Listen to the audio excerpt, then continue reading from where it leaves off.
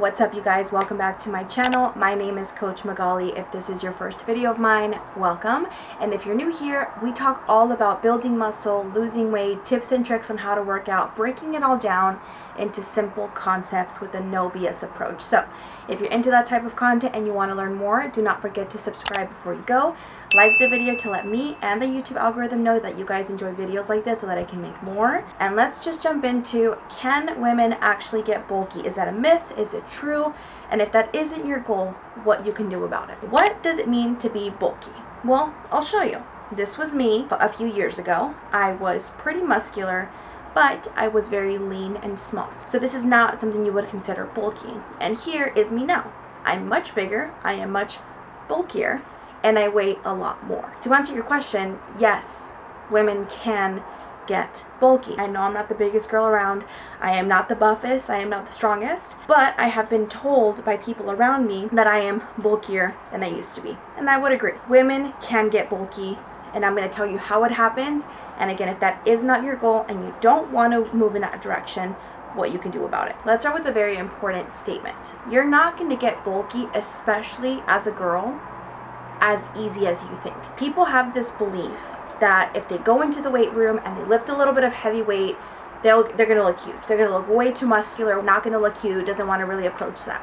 And I first want to say, if you don't want to look like that, there's nothing wrong with that. I want to be giant and big and muscular, but I totally understand if people don't want that. Like, that's fine. But that isn't gonna happen just by you lifting a couple of weights. It doesn't happen by accident. And it's almost insulting in a way to people who are bulky, because those who fear getting bulky think it just happens, like it takes no effort, your muscles just explode on you. But that isn't how it works. So the cool thing is, if you don't like that, then it's going to be very difficult for you to achieve it, therefore you're probably fine. If you do want it, like I do, so yeah, it's not going to happen just by you lifting a couple weights or even training with heavy weights. It is a process that takes years, and it takes intention, and it takes planning, just like somebody who's going to lose weight. It's an actual process that takes time. But if you don't want that, here's what you need to know. So how do people actually get bulky? They do two things. One is more important than the other. So the first thing that they do is they train really, really hard. Why do we need to train really hard? Well, because that signals the muscle to grow. When we challenge a muscle at a certain intensity, eventually it gets used to that intensity, then it has to grow to maintain that intensity, and then you increase it again and increase it again. The muscle adapts and it grows. Over time, the muscle gets bigger and it gets stronger. The second component, and the most important one, is they eat a lot of fucking food. A lot more above your maintenance. So let's say you weigh 150 pounds. In order to maintain your weight, let's call it roughly, you have to eat about 2,000 calories. It's hypothetical. You have 2,000 calories to maintain your weight. If you wanted to bulk, you would be eating about 5 to 6, maybe even 700 calories above that. So every few weeks you're putting on pounds, you're putting on size, you're getting bigger. And because you're training really, really, really hard, then your muscles also grow. So you're just getting bigger and bigger and bigger. And again, some people like that, like I do. There obviously is a limit. There is such a thing as way too many calories, where now you're just gaining a bunch of body fat that isn't really serving any purpose. You're just getting fatter for no reason. It's not really, again, helping you in any way. It's not bringing more muscle. And it may even be detrimental to that. So there is obviously a limit, and everybody's limit is a little bit different, just like there is a limit to how little you can eat before experiencing really serious side effects. So there is a limit to that, but that's pretty much how somebody gets bulky and has size increases and looks bigger.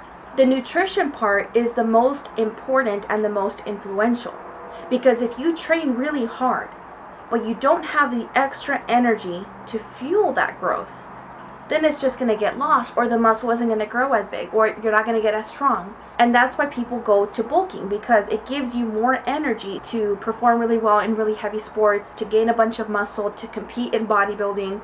It gives you the extra energy to grow and to be able to accomplish those things. So if you don't have an excess consumption of calories, then you're not going to be able to bulk. It's just impossible for your body to grow as much size if you don't have the food to do it. People who feel that they start gaining weight and they start getting bulkier as soon as they start working out, it can be a few different reasons, but a lot of it is they start to get hungrier, because working out, uses up energy, so you get hungrier, and so you typically eat more than you should. So you start gaining weight, and you're also gaining size in your muscles, you're bulking.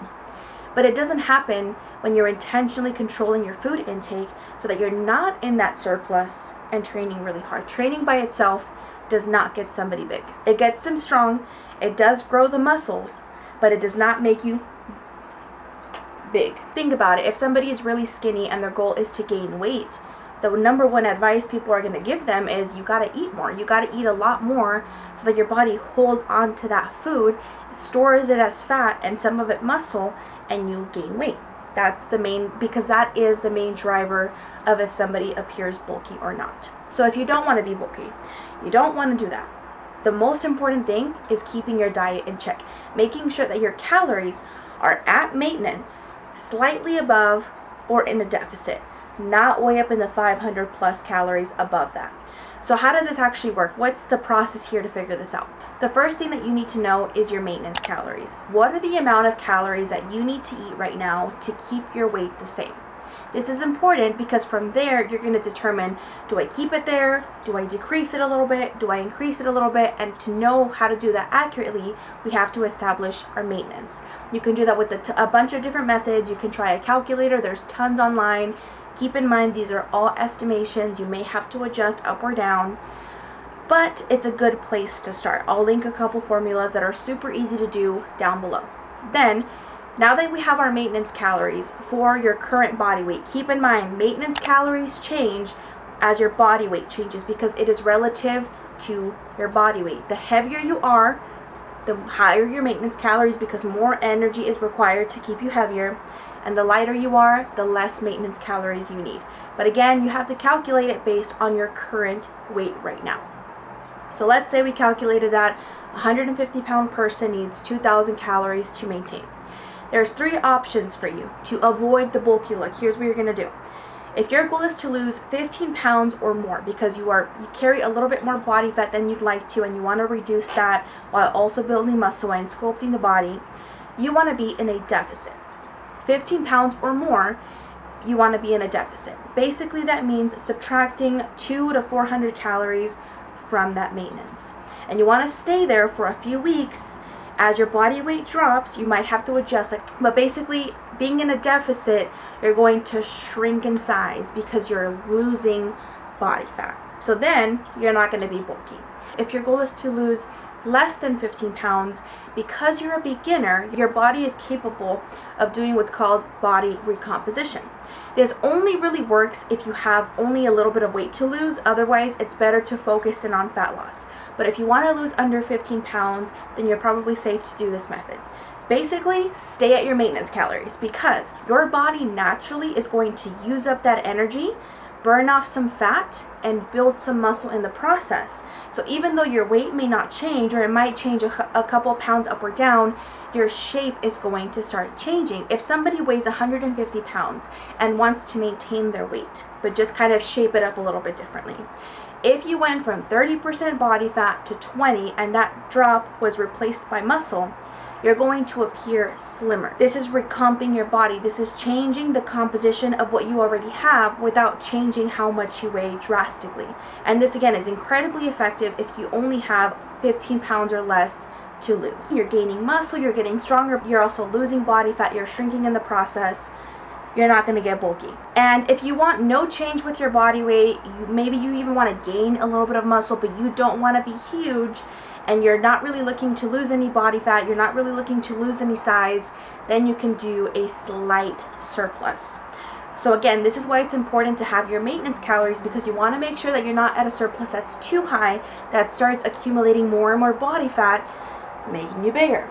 Again, the 150-pound person, 2,000 calorie, if we were to increase it to 200, 250 more, that gives the body a little extra energy to transfer over to building that muscle. But again, it's not enough to hold on to a ton of body weight. It's not enough to hold on to a lot of fat. So you're not going to appear bigger. You're going to have definition. You might even see a little bit of your waist shrink. You know, there will be slight changes like that, but you're not going to start gaining a bunch of size. Only if your surplus is like 500 calories, 600 calories, whether it's intentional or not, then that's when we're going to see the bulking happening. But if it stays within 200, 250, you're probably going to be fine. And all of these things, you basically just keep an eye out on your weight changing over time. If you see it dropping too fast, if you see it increasing too fast, then you make some adjustments in that direction. If it's increasing too fast, you drop your calories a little bit. If it's dropping too fast, you increase them a little bit. And if you're happy with the result, you stay right where you are. And that's how you get into shape, you build muscle, you get stronger without getting bigger. And this has nothing to do with the intensity at which you train. You still want to train with heavy weights. You still want to put on a good amount of muscle. You still want to get stronger. But that alone is not going to make you bigger. If you control your diet and you have your calories where they need to be, you can reshape your body. You can even lose some body fat and look better, not necessarily be bigger. Personally, I've gained 30 pounds over the last 2 years, and I'm eating almost 1,000 calories more per day than I did back then.